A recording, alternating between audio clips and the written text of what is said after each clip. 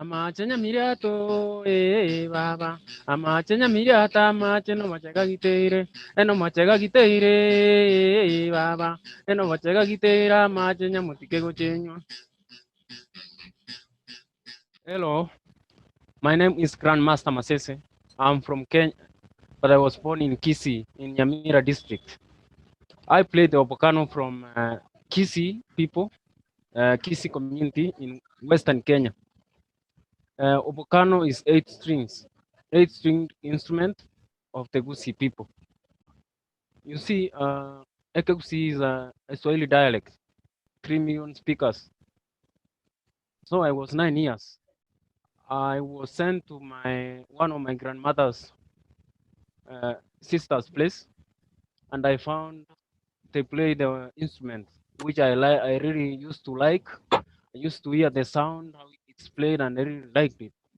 I was listening and watching, Nobody taught me. So I wanted to play the rhythm, also the way they are. I think with this instrument, it's more kind of percussive rhythm. When I was 9, 10, it took me another 10 years to have Opokano. In this 10 years, I used to attend music festivals in school, mostly as a dancer and a soloist, because I knew some traditional songs already. Okay. I could solo, and then I could do spoken word or poetry. And if I find somewhere they have a Bocano, I could try to play it. But then, my feeling was always to have my own Bocano. That was my feeling. It's interesting. So when you say a music festival, so this is something that used to happen every year, or? Yeah, every year schools and colleges have music festivals and also drama festivals. So there are competitions starting from what we call zonals, division, district, provincials, and then nationals. Yeah, we have some very similar in Wales for the Eisteddfod. It's all the traditional cultures, like you say, the traditional folk dance, poetry, songwriting, all the different musical styles. There are specific dances, and then there are new ones where people express themselves how they want. And in school, we choreograph the traditional ones, but very fast, because also it has to go with time. Yeah. Because you have like 4 minutes, you are done with songs. When I started doing music, I came to Nairobi in 2004, and the first places I started living in, where I live in now, are slums, and slums have many problems, and so we had to join a movement to fight malaria, AIDS, uh, disease, and other things. But then again, I joined social movements and studied some human rights work, especially in Mukuru and Kangemi. At Wamumbi, we used to go and do therapy, all-day therapy for orphans after school. Like they are all on all day, and we do music therapy for them. So we do discussion, and then we try to find ways to do that music to fit what we say. So it's more like also you let students try to find things, so you don't limit them. So you let them also have their own unique ways of introducing their own perspectives, how they understood. It's normally a process, because at the end of the program, they have to present a piece, and then also we present a piece, and then all of us present together. Yeah, and then the other thing was to use locally available materials that you find that you think can make sound that you like, and the kids can get the instrument that they like, bottles, spoons and everything, and then those are the things we used to make the music. So and then that was like therapeutic, and then we add our instrument, drum, obokano, and one string violin, African one. Yeah. Wadini, is that? The one we use ongengo, Okay. the Kisi one. Okay. Wandindi is the Gikuyu one. But are they always played as solo instruments? You never have this one string violin with obokano traditionally? Are they played together? Yeah, they play together. At some villages, it depended on whether there existed obokano players and say ongengo players.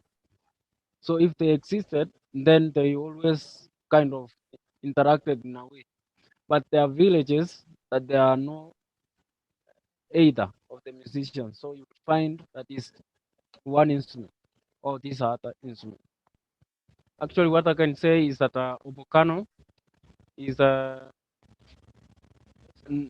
the only big instrument. The Kuria people, who are also closely related to us, play iritungu, which is similar to obokano, and it's large like this, large and huge like this. But also, obokano, like begana in Ethiopia, begana also is very huge, and they sound similar. Okay. These lyres or harps, they are played along the Nile, along River Nile. Okay. So, and all the way to Middle East. All these countries in the Nile region or Great Lakes region, you will find harps. What makes it an obokano? How can you tell it's an obokano as opposed to maybe a nyatiti or another entongoli or? The sound, how it is made, and how it is tuned.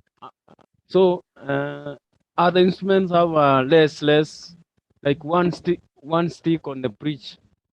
Yeah. Our bridge is bigger. You see, it's bigger. Yeah. So and it's the bridge that makes the buzz.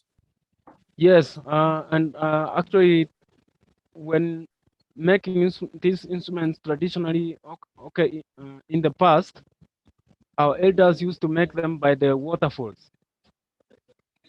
So that means when they were testing how to play them, you had to make an obokano that is playing against the waterfall. They used to make them on the waterfalls, and they had to like play hard and make buzzing sound without, I think, with affinity with water or something, and somehow it stuck, and we all remember it. Like in folk songs, oral is given from generation to generation. If they're playing in a traditional or folklore way, it has to be the same kind of style. But if they want to play like their own compositions or something, then something has to change.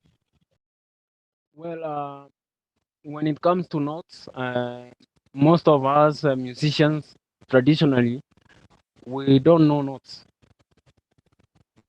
So the obokano has to say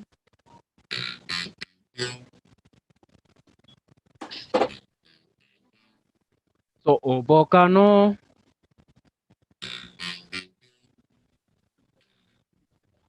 So and then if you want to if you feel you want to add, then you turn on by.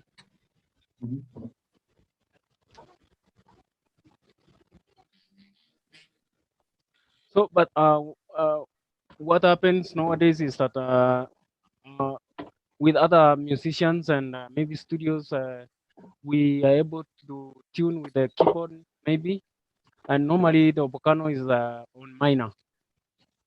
So Okay. when you have an F, so you have to find obocanno is always on a minor.